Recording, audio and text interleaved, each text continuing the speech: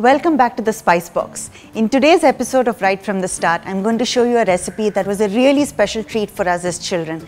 These millet biscuits used to be made by my great-grandmother, and she used to source different millets when we were all younger and mix ragi, jowar, bajra, navanne to create these wonderful, soft yet crunchy biscuits. Let me show you how it's done.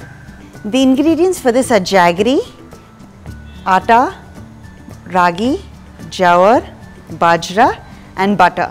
And to make it a sweet or savory biscuit, we can use elaichi, sauf, jeera, pepper and salt. I'm going to show you how to make the sweet version of this millet biscuit first. And it's very important to use your hands while mixing because that is what gives that additional texture. So I've got about 3/4 cup of butter, to which I'm going to add 3/4 cup of jaggery and mix it with love. That's what the whole idea of this biscuit is. This is the best part to get your children involved in. They can get as messy as they like and it doesn't matter. It makes the biscuit even yummier. So just mix it together until it is soft like this, and then you can start adding your flour. Now the idea of using jaggery instead of sugar is jaggery is less processed, it is not as refined as sugar and therefore is much healthier for us. I like to have little chunks of jaggery in the biscuit. It gives it a nice crunch as we taste. So I'm now adding a little bit of atta. The atta is used just to give it a little bit of lightness, and then ragi, and finally a little bit of jowar. And to give this sweet biscuit a little bit of oomph, I'm adding some elaichi powder. You can add whatever you like. You can add nutmeg, cinnamon, or just leave it plain. Keep mixing it until you get a nice texture. If it's a little too dry, add a few drops of water, but do it by hand. The love that we can give this biscuit dough with hand is not something that a wooden spoon can give. So my grandmother used to make this every morning. She would wake up and the first thing she would do was make this for all of us. We were about 14, 15 great-grandchildren, and first thing in the morning we'd have this lovely biscuit, and she'd make it on the tawa too. So the dough has now been kneaded for a couple of minutes and you can see that it is coming together. Once I can pick it up and make a ball out of this, it's ready. So go on to the next stage. So for the savory cookie, we are going to use atta, jowar and bajra. And to season it, I'm using a little powder of jeera and sauf, salt and pepper. So same method, start with the butter, and I'm mixing butter with jeera and sauf. Make sure it's nice and soft, it makes the process that much easier. And the reason that my great-grandmother used butter was because they had cows at home and we used to make butter at home. And to this day, we make butter at home, though we don't have the cows anymore. So it's very simple to make butter at home. Boil milk and leave it in the fridge overnight. The next morning, you'll find that it has a thick, creamy layer on top. Pull out that malai and then let it sit overnight again. With a little bit of curds, it becomes a little sour. And then put it into the processor and that becomes butter. So to this day we make butter at home, and this is why these biscuits are really healthy.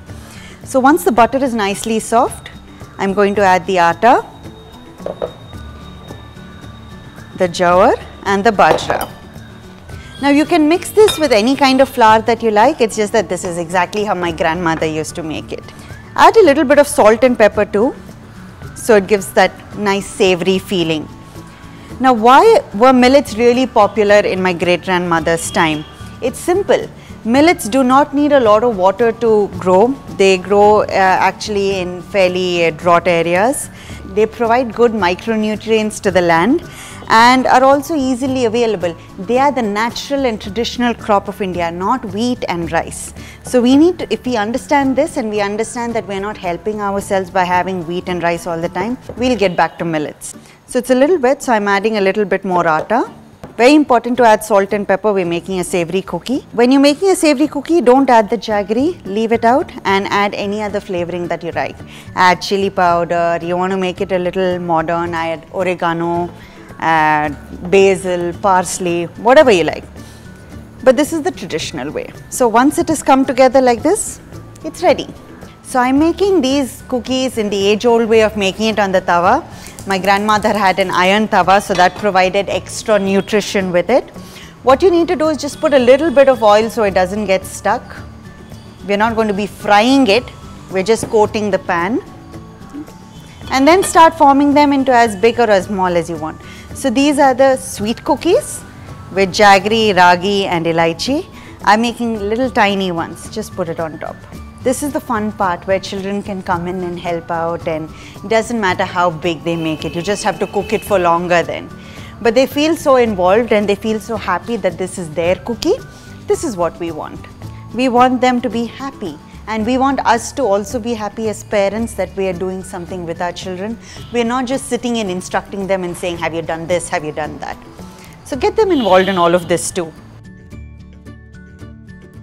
It's done on one side. Just flip it to the other side. Be careful, it's still a little soft. And this is the way it looks. These are the sweet cookies, so they'll be a little darker in color because of the ragi that has been added in them. So both the sweet and the savory biscuits are now ready. Serve them, have them with a nice hot cup of coffee, tea, milk, and enjoy it. So these are one of my favorite recipes for biscuits because of the tradition that's involved in it, and because of the fact that as children we used to all get involved, dig our hands in, extremely healthy.